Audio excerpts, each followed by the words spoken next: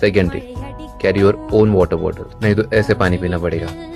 अगर track difficulty की बात की जाए तो 70% ट्रैक इज फ्लैट, बट जैसे तुम अपने मंजिल के करीब हो गए तुम्हें थोड़ी चढ़ाई करनी पड़ेगी। और जैसे ही ये छोटा वाटरफॉल दिखे समझ जाओ मंजिल बस 25-30 कदम ही दूर है। और फिर boom, the majestic Devkund waterfall. सब कुछ भूल जाओ, एवरी स्टेप। ट्रैक के स्टार्ट में ही एंट्री फीस है 200 rupees per head, and for all details check the caption window and call me for more real raw travel. समोर तो बघा वर